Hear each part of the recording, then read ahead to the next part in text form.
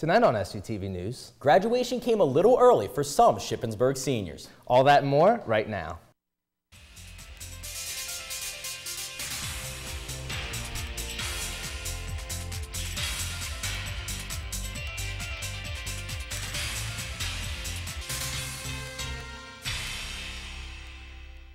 Thanks for joining us on SUTV News. I'm Ian Fitzgerald. And I'm Zach Salzgiver. Shippensburg's Raider Blue will have a touch of lavender at this year's graduation ceremonies. Today's Lavender Graduation celebrates graduating seniors who identify in the LGBTQ community, or as allies. This is the first of these ceremonies at Ship, but about 50 other institutions hold Lavender Graduation. What we know about the LGBT community is that they are at-risk students here, and at all institutions. They have lower rates of retention and graduation, and so for someone within the LGBT community to graduate, that is a really big feat and something that we want to celebrate and acknowledge. The ceremony awards certificates and lavender cords for commencement on May 13th. 2008 Ship alumni Aaron Bailey will speak at the graduate ceremony Friday, May 12th. Bailey works in the College of Global Studies at Holy Family University in Philadelphia. Tom Abel will do the honors as the undergraduate commencement speaker Saturday, May 13th. Abel is the co-founder of Gannon Associates Insurance. He also serves as SU Foundation board member. Shippensburg Communication Journalism majors finally heard the news they've been waiting for. SHIP's department was unanimously approved for reaccreditation by the Accrediting Council on Education in Journalism and Mass Communications. Department Chair Dr. Garris broke the news via Twitter during the council's biannual meeting.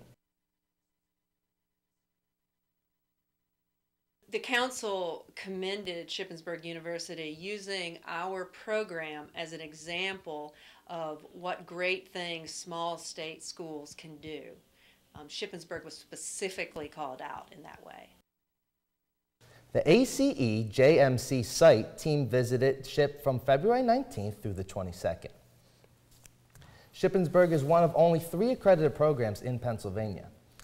At the end of the semester, professors have lots of grading, but with class evaluations, students get to grade their professors and their courses. Christy Finke has the story. Every semester, students get a chance to help their professors by offering feedback and professor evaluations while staying anonymous. Since I'm a professor, I'm not sure exactly what the students see. I just see the results after they filled out the evaluations and then use that as a way to make some decisions about how I might teach a course differently in another semester. The university provides the official online evaluations, but some take the matter into their own hands. I know some faculty also sometimes will do their own individualized course evaluations that they may distribute to students in class in addition to the standard online system.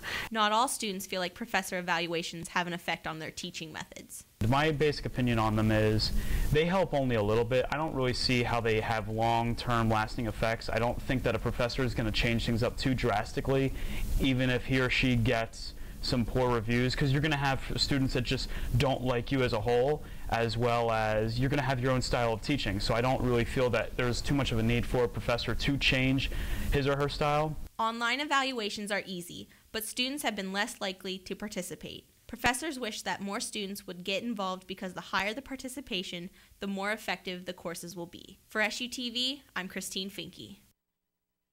Students are encouraged to complete the evaluations by next week. The Mount Jackson School, or the Little Red Schoolhouse, was added to campus brick by brick in 1969. Originally located in Newburgh, the schoolhouse held students between 5 and 21 years old. Bernadette Koff has more. From math to reading to art and music, the one-room schoolhouse provided a space for children, teens, and adults to learn.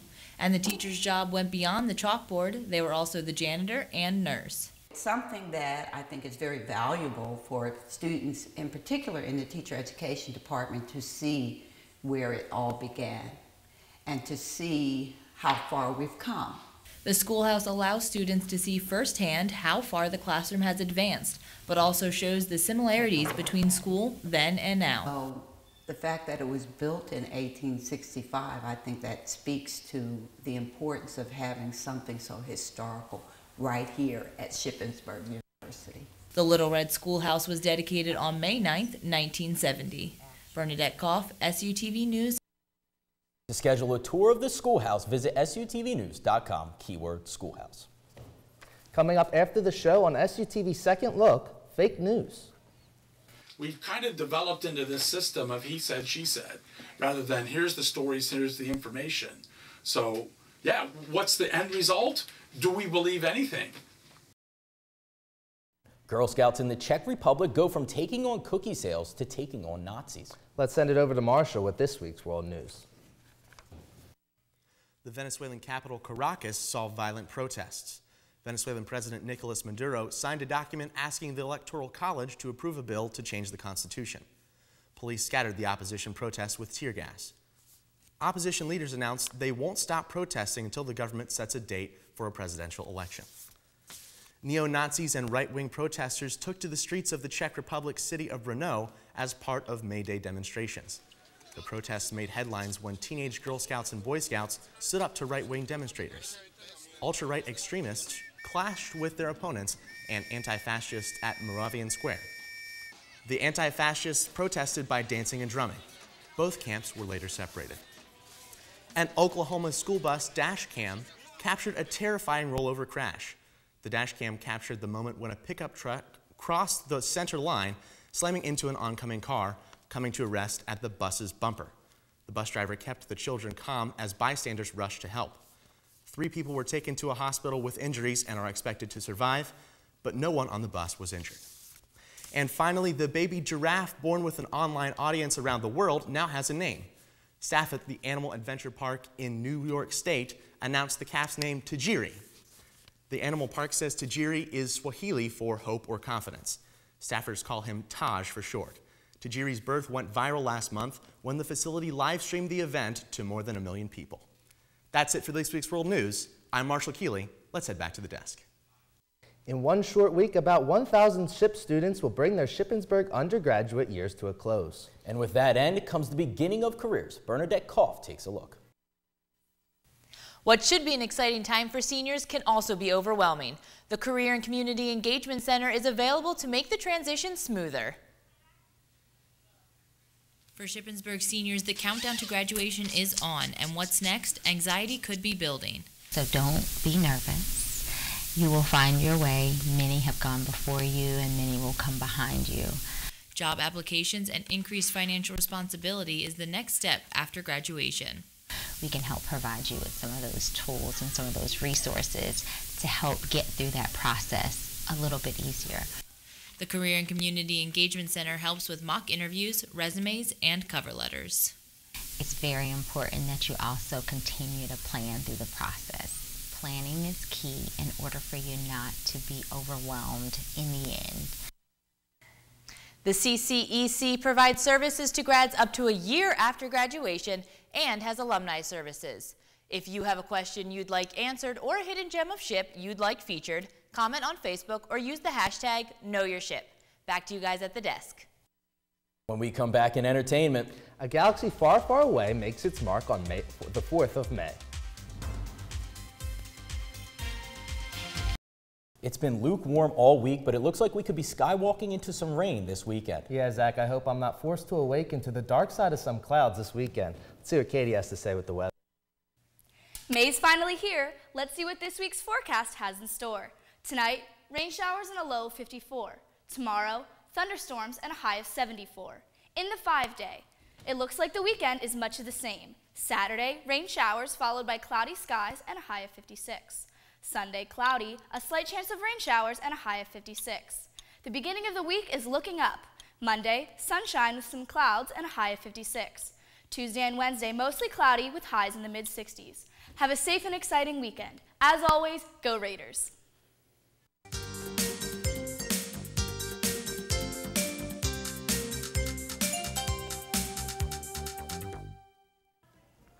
If you are looking for something to do tonight, there are lots of options. 50 Shades Darker is screening tonight and Saturday at 9 in the Orndorff Theater. There's also a Schools Out for Summer bingo tonight in the Cub NPR. Prizes include a GoPro and tickets to Hershey Park. Tomorrow you can relax with APB from 8 to 11 in the Cub NPR. Activities include massages, nail manicures, and DIY stress balls. Now moving on to celebrity news, here's this week's Hollywood Take. A member of the royal family is making headlines. Buckingham Palace released a statement saying Prince Philip will retire from his royal duties. The prince made the decision himself with full support of his wife, Queen Elizabeth II. The statement indicated that he will continue his royal engagements until August. Queen Elizabeth said she will continue carrying out duties with the royal family's support. Netflix released a brand new trailer for House of Cards on Monday. The Season 5 trailer focuses on President Frank Underwood's darker attitude towards his presidency. Frank's sexuality is also explored in one scene hints that Frank will embrace his bisexuality. Major characters like Doug Stamper, Will Conway, Tom Yates, and Catherine Durant also return. The new season arrives on Netflix May 30th. After nearly a year-long search, Kelly Ripa finally named Ryan Seacrest as her new co-host. Her announcement spiked viewership to the highest live show since the post-Oscars episode, topping the ratings of Ellen and Dr. Phil. We asked what our viewers thought of Ryan's new gig, and results came close, with 58% saying he's a perfect fit. Summer break may open up some free time for movie watching. Ray Shungle has a look at some anticipated blockbusters this summer.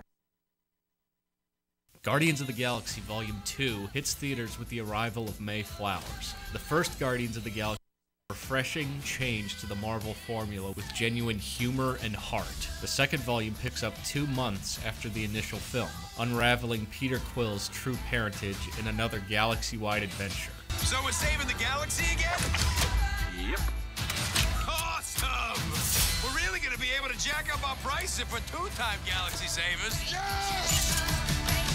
Next is Alien Covenant. The sequel to 2012's Prometheus sees the crew of the colony ship, the Covenant, looking for a planet to call home. All is not as it seems on this alleged paradise world when the Covenant's crew comes face to face with cinema's most infamous extraterrestrial. Holy! Wonder Woman arrives in June. We see the famous Amazon princess played by Gal Gadot as she leaves her island home, Themyscira, to explore the world, where surprisingly she ends up in London in the middle of World War I. Yep, that's not gonna work. Please put the sword down. It doesn't go with the outfit. At all. Next comes Transformers: The Last Night, where an ongoing conflict between humans and the Transformers throws Earth into chaos. Meanwhile, Optimus Prime has left Earth and it seems he's been brainwashed by his creators. You've got to be kidding me. And July welcomes War for the Planet of the Apes. This time around, it's all-out war, with man versus ape in the ultimate showdown for Earth's future, and only one species can come out on top.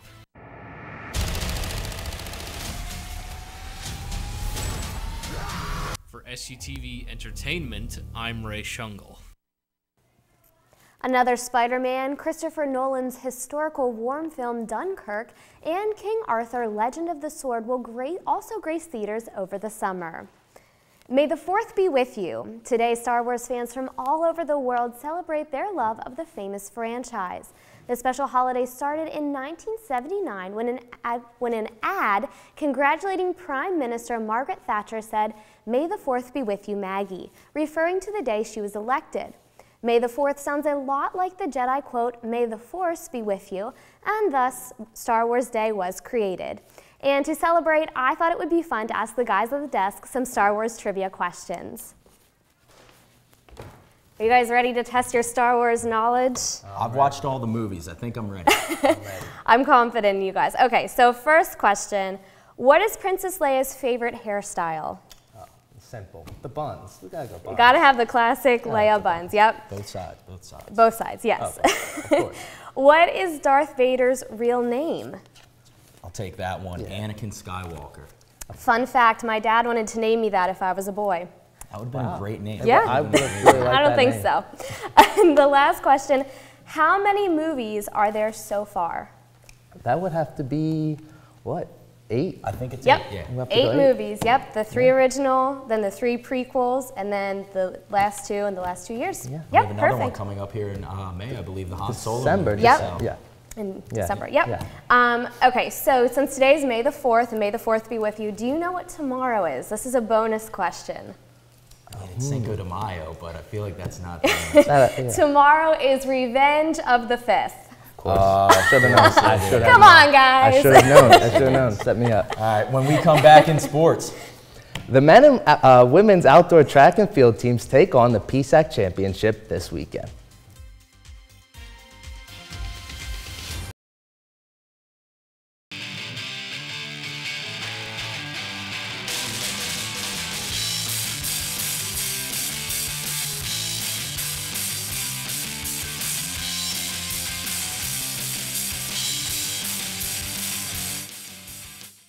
The men's and women's outdoor track and field team head to Bloomsburg this weekend for the PSAC Championships. Bob Murray has a story. The men's track and field team head to Bloomsburg seeking its 9th PSAC championship title, while the women compete for their 8th. Senior Jalen Ramsey and sophomore Chris Craig lead the men's team after a stellar performance, earning both players PSAC Athlete of the Week honors. Senior Tamara Ovajera leads the women's team after earning a provisional NCAA qualifying spot and breaking her own school record, naming her PSAC Athlete of the Week. I was kind of excited because it was my first one of the year, and it seems like it's rare when the girl throwers get it, so it was pretty nice. It was pretty nice to hear, especially hitting into PSACs. Senior Sarah Hunt looks to finish her career with her final performance in the PSAC Championships after earning her 10th PSAC honor here at Shippensburg. We have everyone seated in the second flight out of 2 flights, which is the highest ranking throwers of, our hope is that we can fill as much of the podium as possible. A men's track and field title marks the longest consecutive championships title in PSAC history. The men's track and field team kick off the championships today at 11. For SUTV Sports, I'm Bob Murray. Ticket prices are set by the PSAC per day at $10 for adults and $5 for students. All season passes are available for $15. All students from PSAC institutions are admitted free with valid ID. Shippensburg fell to Seton Hill on a close contest last Tuesday. Najee Surratt has a highlight. The Raiders came out strong, scoring 3 runs in the first, but couldn't maintain the lead, dropping a 12-14 decision to Seton Hill in extra innings. Junior Dalton Hoyles went 4 for 5 with a home run and 2 doubles, driving in 3 runs on the day, while senior Jake Kennedy went 3 for 4, hitting his 19th home run of the season. Seton Hill's Mark Coella tied the game in the 9th inning with a 2-run shot, extending the game into extra innings. Tom McCarthy sealed the victory for the Griffins with a double in the 10th inning, driving in 2 runs. For SUTV Sports, I'm Najee Surratt. The Raiders return to PSAC play tomorrow in Millersville at 1 p.m.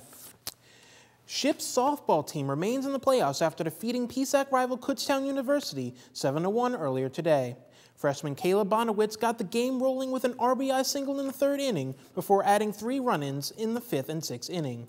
Shippensburg faces Seton Hill tonight with elimination on the line. That's it for sports. Let's head back to the desk. And for one last time here at the desk, that's it for SUTV News. I'm Ian Fitzgerald. And I'm Zach Salzgiver. Don't forget to follow us on Facebook, Twitter, Snapchat, and Instagram at SUTV News. And check out our website, sutvnews.com. We'll see you next time.